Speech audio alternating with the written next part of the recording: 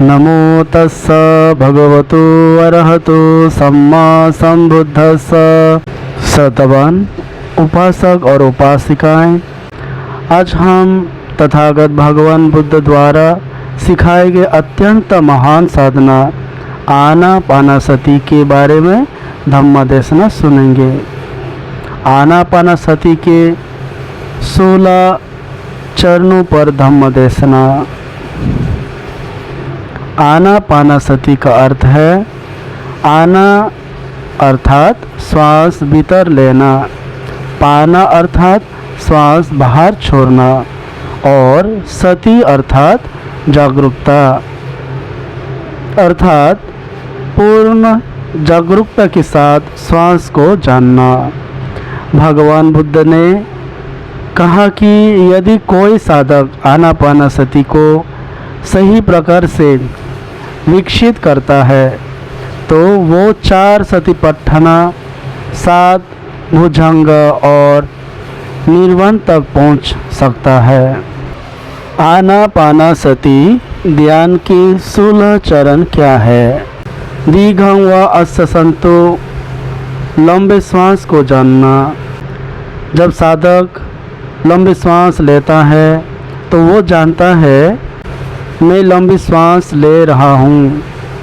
यहाँ बुद्ध हमें केवल श्वास देखने की शिक्षा नहीं देते बल्कि जागरूकता होकर जीने की शिक्षा देते हैं। हमारा मन हमेशा भूत और भविष्य में भटकता रहता है, लेकिन श्वास हमेशा वर्तमान में होते हैं। इसलिए जो श्वास को जानता है वो वर्तमान को जानता है। दूसरा नंबर, रसंग व असंतो, छोटी श्वास को जानना। साधक छोटी श्वास को भी स्पष्ट रूप से जानता है। यह हमें सिखाता है कि धम्म में छोटी चीज भी महत्व रखते हैं। जैसे एक एक पानी की बूंद गरा भर देते हैं, वैसे ही थोड़ी थोड़ी सती महान प्रज्ञा बन जाते हैं। सब काया पति संवेदी, संपूर्ण श्वास का अनुभव। साधक पूरी श्वास को अनुभव करता है, आरंभ, मध्य और अंत। इसी प्रकार हमें जीवन को भी समझना चाहिए। जो उत्पन्न होता है वो समाप्त भी होता है, यही अनिच्छा का सत्य है। पसंभायां काय संखारां, शरीर संस्कार को शांत करना। धीरे धीरे श्वास शांत होते हैं, शरीर हल्का हो जाता है। जब मन शांत होता है तब वाणी भी शांत होते हैं, कर्म भी शांत होते हैं। इसलिए ध्यान केवल बैठने का अभ्यास नहीं है, यहाँ पूरे जीवन को शांत बनाने की साधना है। पीति प्रतिसंवेदी, पीति का अनुभव।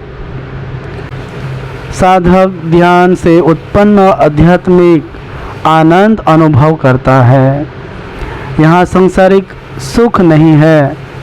यहाँ मोबाइल, पैसा या स्वाद से मिलने वाले सुख नहीं, यहाँ भीतर की शांति से उत्पन्न होने वाला पवित्र आनंद है। सुखा प्रतिसंवेदी, सुख का अनुभव। जब मन विकारों से दूर होता है तब सच्चा सुख उत्पन्न होता है। भगवान बुद्ध ने कहा, नत्थि संति परं सुखं, अर्थात शांति से बड़ा कोई सुख नहीं। चित्ता संखार प्रतिसंवेदी, चित्ता संस्कारों को जानना। साधक अपने मन को देखने लगता है। क्रोध आया जानता है, लोभ आया जानता है, मोह आया जानता है। यही सच्ची विपश्यना है। अपने मन को जैसा है वैसा देखना। पसंभायां चित्त संखारां, चित्त संस्कारों को शांत करना। जैसे जैसे सती बढ़ती है मन शांत होने लगता है, क्रोध कम होता है, चिंता कम होते हैं, अहंकार कम होता है और करुणा बढ़ने लगते हैं। चित्तापति संवेदी, चित्त को जानना। साधक समझता है मेरा मन अभी कैसे है, शांत है या अशांत, एकाग्रत है या भटका हुआ। जो स्वयं के मन को नहीं जानता वो संसार को भी नहीं समझ सकता। अभिपमोदायं चित्तं, चित्त को प्रसन्न करना। यदि मन कमज़ोर हो जाए तो बुद्धा धम्म और संघ का स्मरण करके उसे प्रसन्न करना चाहिए। धम्म उदासी नहीं सिखाता, धम्म शुद्ध आनंद सिखाता है। समादाहं चित्तं, चित्त को एकाग्रत करना। एकाग्रत मन अत्यंत शक्तिशाली होता है। जैसे सूर्य की किरणें फैलने पर कमज़ोर होते हैं, लेकिन एक बिंदु पर केंद्रित होने पर अग्नि उत्पन्न करते हैं। वैसे ही समाधि वाला मन प्रज्ञा उत्पन्न करता है। विमोचायं चित्तं, चित्त को मुक्त करना। धीरे धीरे मन लोभ, द्वेष और मोह से मुक्त होने लगता है। यही स्वतंत्रता है, यही धम्म का उद्देश्य है। अनिच्छानुपस्सी, अनिच्छ का दर्शन।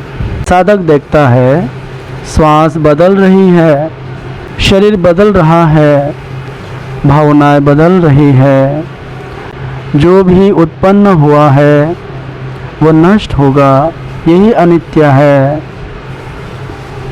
विराग अनुपस्सी, विराग का दर्शन।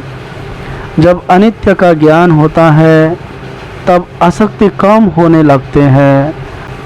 मन संसार को पकड़ना छोड़ देता है। निरोध अनुपस्सी, निरोध का दर्शन। साधक देखता है कि सब धम्म समाप्त होते हैं। क्रोध आता है और चला जाता है, विचार आता है और चले जाते हैं, कुछ भी स्थायी नहीं है। पटिनिस्सागानुपस्सी, त्याग का अभ्यास। अंत में साधक छोड़ना सीखता है।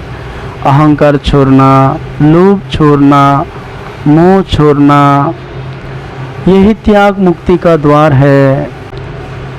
सदवन उपासक और उपासिकाएं, आनापानसति केवल सांस देखने की साधना नहीं है, यहाँ दुख से मुक्ति का मार्ग है।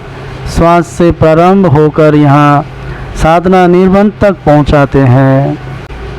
इसलिए हमें प्रतिदिन थोड़ी समय के लिए भी आनापानसति का अभ्यास अवश्य करना चाहिए। इतना ही बोलते हुए मैं यहाँ पर समाप्त करता हूँ मैत्री के साथ। सभी प्राणी सुखी हो, रोग मुक्त हो, शांति रहे और निर्वाण मार्ग को प्राप्त करे। सब्बे सत्ता भवन्तु सुखितत्ता। साधु साधु साधु।